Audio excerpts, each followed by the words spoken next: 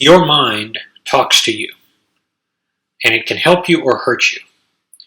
Usually, it's trying to help you, if you know what to look for.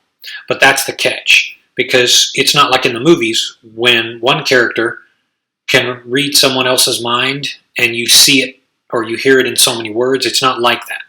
You have to decode your mind. That's the theme of this video. Decoding your mind and learning to negotiate with yourself. Now, if you don't know how to do that, it's going to be really hard. It's going to be like two teenagers making out in the backseat of a car. They don't realize how fast things happen. And that's why if you've ever had an experience like that kind of changed your life, kind of changed your game, maybe had an unexpected kid or something, it happens so fast. It's like a crisis situation in public. It happens so fast. Someone screams, someone falls, someone gets attacked or robbed, and it's over before everyone processes it. That's why emergency responders are and should be so very well appreciated, because they know how to think in a crisis. And if you don't know how to think in a crisis, you can't be as useful. So that's why I say you need to listen to your mind. You have to decode it, because it's not going to jump out and say in so many words what I'm going to go over here. Well, I realized this on OMAD as I began. And the more experienced you get, the more experienced you fast, the more knowledgeable you become, and you can rely on your mind. You can rely on reading your mind better because it's calming you down. Now, it's so crazy. The people that want to work with me, I get emails nearly every single day. And sometimes they're from really desperate people who say, oh my God, I have to, you have to give me back self-control. You have to show me, you have to work with me on this. And that's always their first thing when someone is really needy. Because they haven't fasted, they don't really, and definitely not long term, they don't know how to be in control, so that's all they want. But when you do get in control, you start asking and listening to decode your mind in these sorts of questions. So first of all, let's look at when your mind is trying to talk you out of eating. Again, this is not obvious. This is something you become aware of the longer you fast.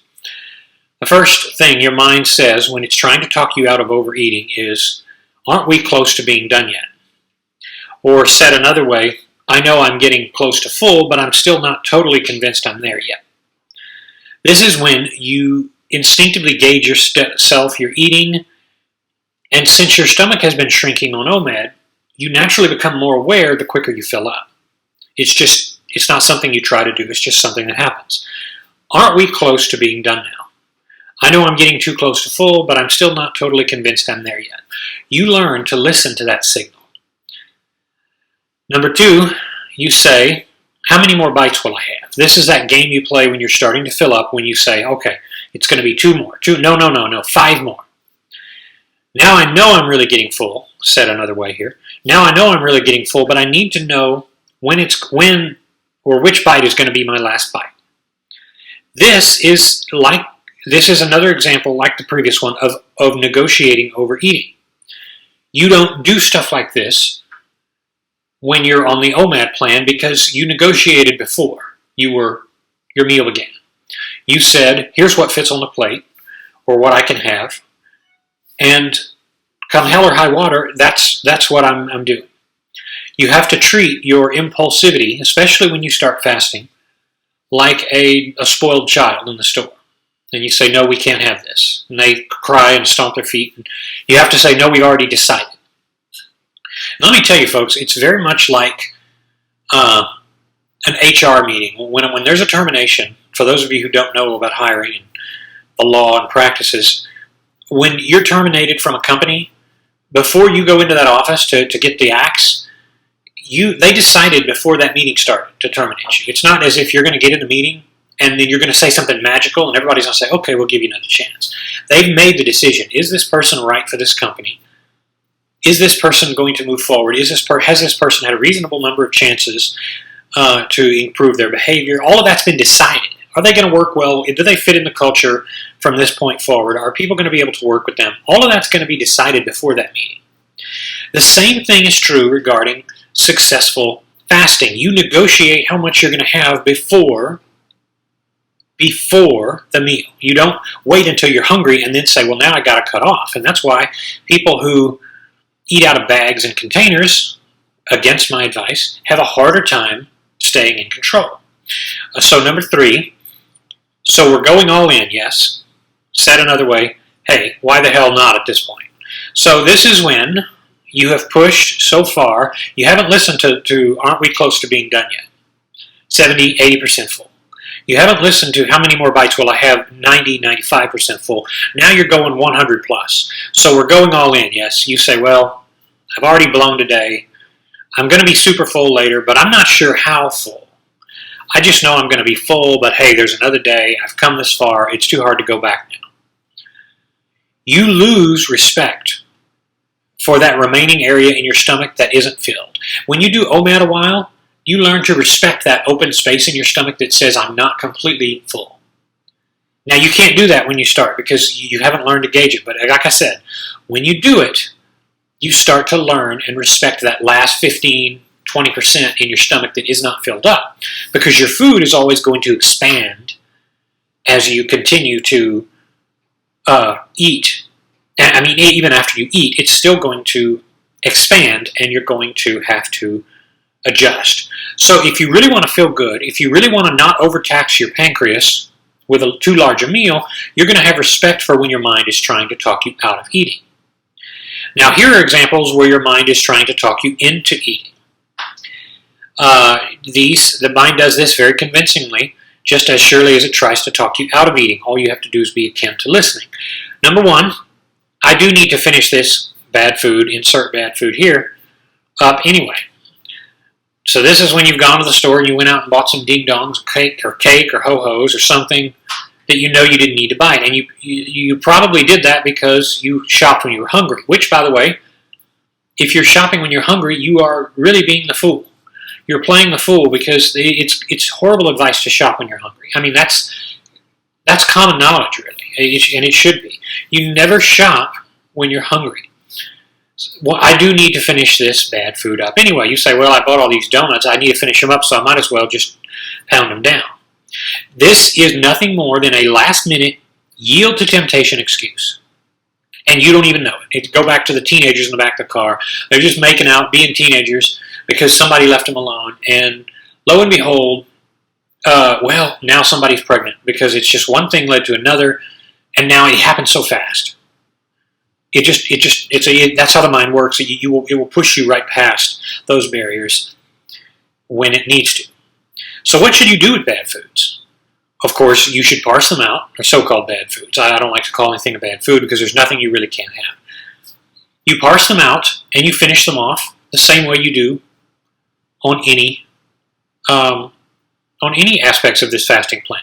Make it a part of the meal and then be done with it. Don't buy it again.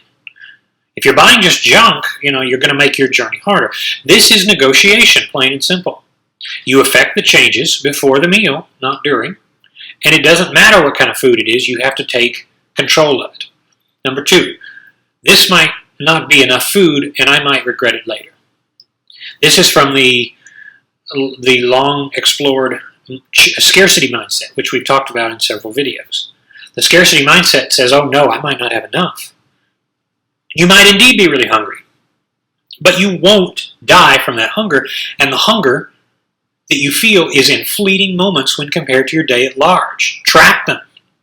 Track your hunger moments. I keep telling people this. Go and track how many times on your worst, most hungry days, track how many times you're hungry. You're going to find that they're short 2 to 5 minute spurts. And they seem longer because they're tougher, but they're not going to destroy you. So if you do get too little, you might have a harder time, and that's what your beverages are there for.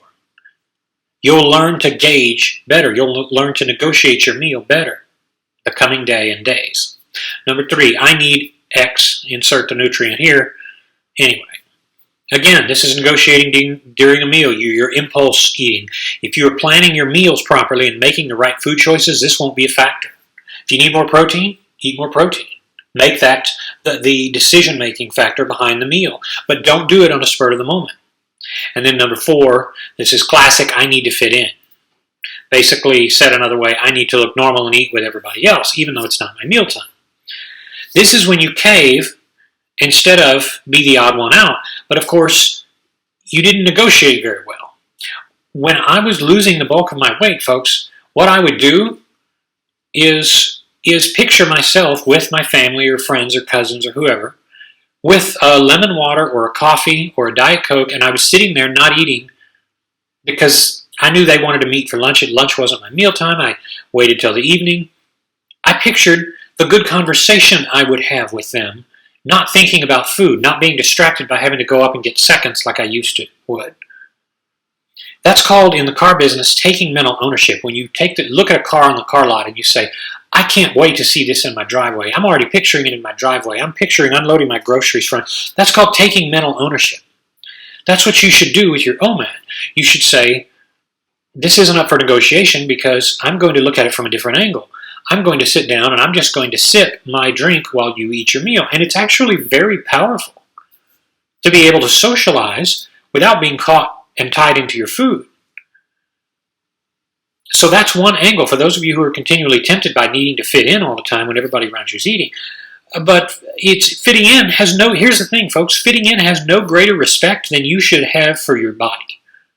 So you should not say, well, I need to look normal, therefore, even if it's too much food, even if it's too many meals, I have to eat just to look normal. Again, that's a dangerous mindset because I have to serve others over myself. No, you can't help others until you can help yourself. You can't help others until you can help yourself. That's why you say, even though everybody else is eating, I'm just fine right here with this beverage. And I say this because a lot of people who are social eaters are so drawn away into the social eating scene that they honestly can't manage. But of course, let's back off and look at the conclusion. The conclusion here is the more time and negotiation you put forth into your eating plan, into your one meal, the healthier, the more fulfilled, and the more in control you will be and feel. The more time and negotiation you put into your meals, the healthier, the more fulfilled, and the more in control you will be. And you'll feel better. And the more confidence you will have, because the more you do it, it will be just like your first few sales. For those of you who've worked in sales, you'll be able to rack up sales and you get more confidence with each one. Every day that you survive on OMAD and keep going is another day for you that you do better. And you have more confidence for the coming days. Whether you see a loss on the scale come weigh day or not, you still feel more confident because you're happier with other aspects of your life. So let your mind be over your meal. Negotiate, plan, don't obsess, just plan and understand the signals. What is your mind trying to tell you? Is it helping you? Is it hurting you?